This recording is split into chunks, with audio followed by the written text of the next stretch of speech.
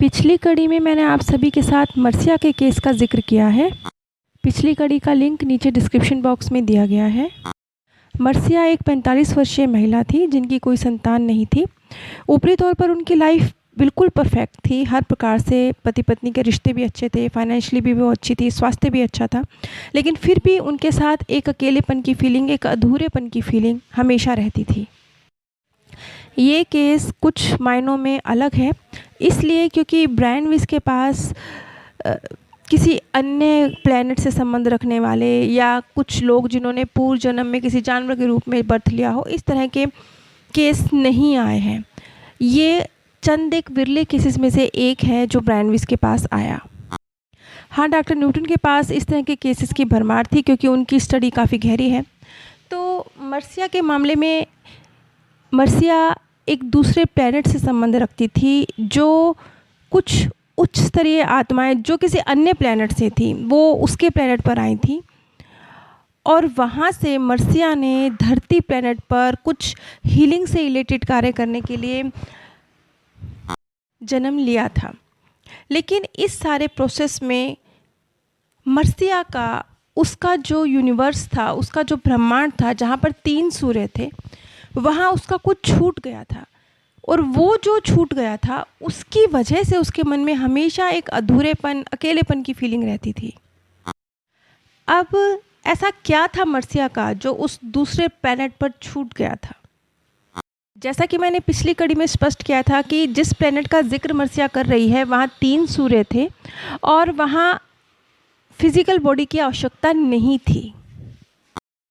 मर्सिया ने अपने प्लैनेट को छोड़कर धरती प्लैनेट पर जन्म लेने का फैसला तो लिया था, लेकिन उस दूसरी दुनिया में कुछ उसका छूट गया था जिससे वो बहुत प्यार करती थी और वो ये जानती थी कि जिसको वो छोड़कर जा रही है वो उसके बिना नहीं रह सकती, और वो था उसका अर्धांग।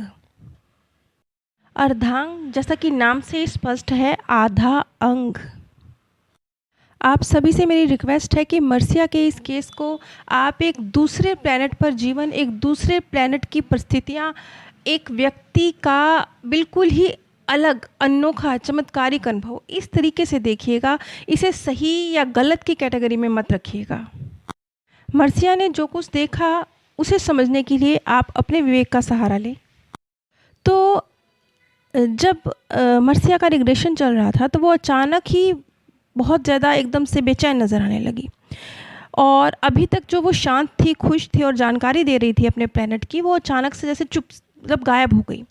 तो आगे उसने बताया कि कुछ लड़ाका किस्म के लोग हैं और उनके ग्रह पर उन्होंने आक्रमण कर लिया है और उस पर कब्ज़ा कर लिया है।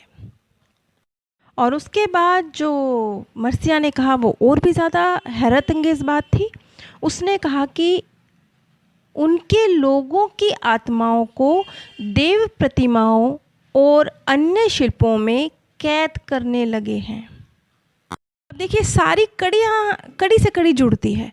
जैसे कि पिछली कड़ी में मैंने आपको बताया था कि मर्सिया को ये एक्सपीरियंस हुआ कि कुछ दूसरे प्लैनेट की उच्च स्तरीय महान आत्माएं जो सभी प्लैनेट्स वासियों के लिए, ब्रह्मांड के लिए हीलिंग का कार्य कर रही हैं, उन्होंने वो उसके प्लैनेट पर आए हैं और मर्सिया का उन्होंने चुनाव किया है क्योंकि मर्सिया एक विशेष आत्मा है जिसको वो चाहते हैं कि वो हीलिंग के प्रोसेस को धरती पर जाकर कंटिन्यू करे और धरतीवासियों की हेल्प करे।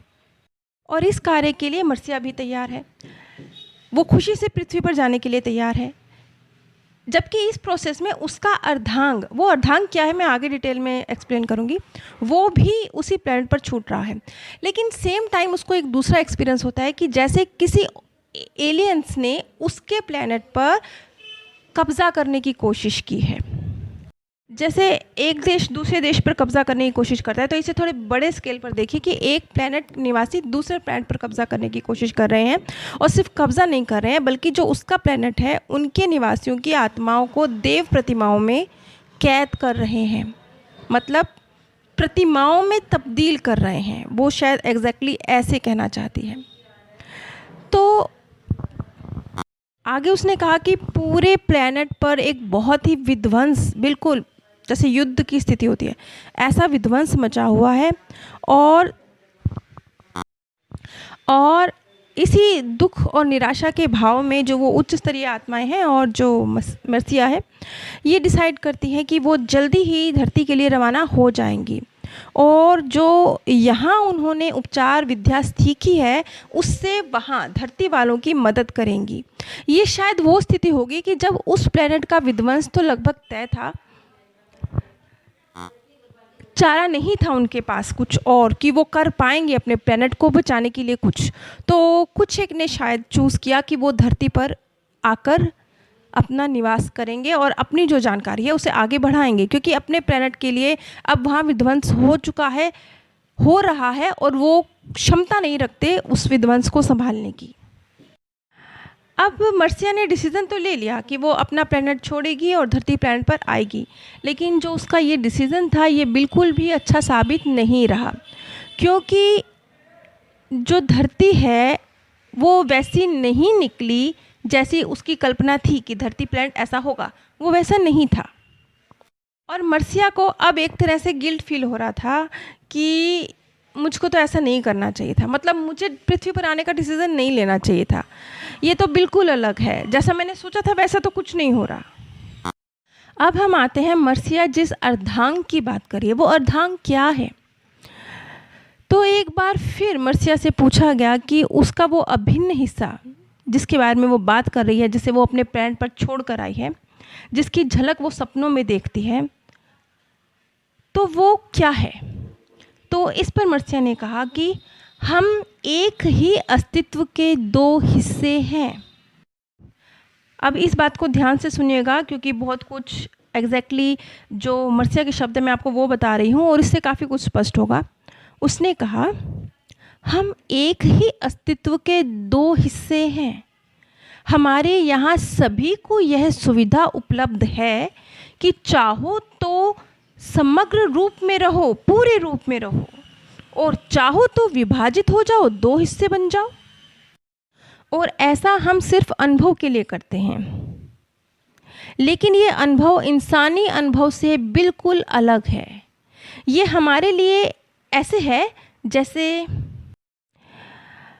अपना ही चेहरा हम देख रहे हों, एक आईने के सामने खड़े हों और हम अपना ही चेहरा देख रहे हों, और जो दोनों हिस्से दाएं और बाएं एक भी हैं और अलग अलग भी हैं। जैसे अब हम खड़े होते हैं आईने के सामने तो हमारा दाएं हिस्सा बाएं हिस्सा एक ही है ना, हम एक ही हैं, लेकिन उसके प्लेनेट पर ये चीज़ अलग अलग है। जैसे कि वो चाहे तो पूरे रूप में रहे और अपने दाएं बाएं हिस्से को एक ही रूप में देखे, और चाहे तो वो ने दाएं बाएं हिस्से को अलग अलग रूप में देखे। और जो उसका एक हिस्सा दायां या बायां जो भी उस प्लेनेट पर छूट गया है, वो बनिस्बत उसके ज़्यादा मजबूत है, ज़्यादा सक्रिय है, ज़्यादा ताकतवर है, और उसके मुकाबले वो बिल्कुल अधूरी सी है। समझ लीजिए कि एक बहुत मुख्य पॉइंट था मशीन का जो वहाँ छूट गया है। अब ऐसा समझिए कि जैसे मैंने कई बार इस चीज़ का जिक्र किया है कि जैसे हमारी आत्मा है वो ऊर्जा है, जैसे मान लीजिए 100% ऊर्जा, तो कई बार कुछ प्रतिशत तो सोल वर्ल्ड में रह जाता है, लेकिन कुछ प्रतिशत ऊर्जा जो धरती पर जन्म लेती है वो भी कुछ अधिक लेसन सीखने के लिए, कुछ कार्मिक अकाउंट तेज़ी से क्लियर करने के लिए वो अपनी ऊर्जा को दो हिस्सों में डिवाइड कर लेती है। मान लीजिए कि 80% ऊर्जा है किसी आत्मा में, वो 20% सोल वर्ल्ड में छोड़ाई है, तो उस 80% को भी 40% वो कर लेगी और इसी धरती पर दो अलग अलग जीवन जिएगी, जिसे हम कहते हैं समानांतर जीवन। अब ये जो चीज़ है, ये समानांतर जीवन की चीज़, ये तो लागू हुई कहाँ, ये तो हम आत्माओं पे लागू हुई, हम धरती वालों पर लागू हुई, लेकिन किसी और प्लेनेट पर ये किसी और तरह से है। जैसे कि मर्सिया का प्लेनेट, उसके प्लेनेट पर ये चीज़ किसी और तरह से है, वो तो पूरी तरह से इस चीज़ को ऐसे बयां कर रही है। अच्छा, सेम टाइम उसने ये भी कहा है कि फिजिकल बॉडी नहीं है, और सेम टाइम वो ये भी कह रही है कि जैसे आप आईने में अपना चेहरा देखते हैं ना, दायां बायां दोनों हिस्सा देख रहे हैं और आप एक ही हैं, लेकिन अगर आपको बीच में से काट दिया जाए, दायां हिस्सा अलग बायां हिस्सा अलग, तो आप दो हो गए ना। कुछ इसी तरह से मर्सिया बयां कर रही है कि वो जो उसका अभिन्न हिस्सा है वो ऐसा ही है। अब ये चीज़ अभी तक हम नहीं समझ पाएंगे, क्यों? क्योंकि दोनों बातें एक साथ कही गई हैं।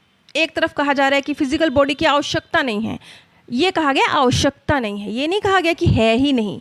शायद वो किसी और ऊर्जा के रूप में होगी। जैसे अब हमारा है शरीर 5 तत्वों से बना है, वो शायद 5 तत्वों से नहीं बनी होगी, वो किसी और तत्व से बनी होगी, शायद अग्नि तत्व से बनी होगी, क्योंकि वहाँ पर तो 3 सूर्य हैं, तो वहाँ की तपन कितनी होगी, तो शायद वो अग्नि तत्व से बनी होगी। ये सिर्फ मेरा अंदाज़ा है, ऐसी कोई बात मर्सिया ने नहीं कही है। खैर, उसके बाद उसके प्लैनेट का क्या होता है, उसके अर्धांग का क्या होता है, और किस तरीके से फिर वो पूरा होने की फीलिंग उसे आती है, किस तरीके से उसके मार्गदर्शक उसे गाइड करते हैं, इस सब का जिक्र मैं अगली कड़ी में करूँगी। मर्सिया के पहले भाग का लिंक नीचे डिस्क्रिप्शन बॉक्स में दिया गया है, और ये इसका दूसरा पार्ट है। इसका तीसरे पार्ट का लिंक मैं जल्दी ही नीचे डिस्क्रिप्शन बॉक्स में आप सभी के साथ शेयर करूँगी। इस चैनल पर जो जानकारी उपलब्ध कराई जाती है वो जो किसी भी प्रकार से मृत्यु के बाद की दुनिया के संबंध में या पुनर्जन्म के संबंध में, मृत्यु के अनुभवों के, मार्गदर्शकों के अनुभवों के संबंध में, जो लोगों के अलग अलग प्रकार से अनुभव प्राप्त हुए हैं उन्हें, किसी को स्वप्न के माध्यम से हुए हैं, किसी को कुछ यादें रही हैं, किसी को ध्यान के माध्यम से हुए हैं, किसी को पास्ट लाइफ रिग्रेशन में हुए हैं, सबके अलग अलग एक्सपीरियंस हैं। उन सभी अनुभवों को आप सभी के साथ शेयर करने की कोशिश की जाती है, ताकि प्रकृति के वो गहरे रहस्य जिन्हें हमें बस ये कह दिया जाता है कि ये चीज़ ऐसी है, आप इसे ऐसे मान लीजिए, ऐसे कहा जाता है ना हमसे कि आप मान लीजिए कि ये चीज़ है, लेकिन इस चैनल पर मानने के साथ साथ जानना, दोनों चीज़ें एक साथ लेकर चला जाता है। हम अपने बाएं और दाएं यानी तार्किक मन और अतार्किक मन दोनों को मिला जुला कर इस प्रकृति के रहस्यों को समझने की कोशिश कर रहे हैं, क्योंकि इन्हें समझने के लिए हम किसी एक ही चीज़ पर ना सिर्फ साइंस का सहारा ले सकते हैं, ना सिर्फ धर्म का ले सकते हैं, ना सिर्फ तर्क का ले सकते हैं, बिल्कुल एक बीच का रास्ता क्रिएट करना ज़रूरी है। हम इस चैनल के माध्यम से उस बीच के रास्ते को क्रिएट करने की कोशिश कर रहे हैं। आप सभी पर परमात्म सौंदर्य, प्रेम और आनंद सदैव बरसता रहे। आप सभी दिव्य परम धाम में स्थान प्राप्त करें। पिछली कड़ी में मैंने आप सभी के साथ मर्सिया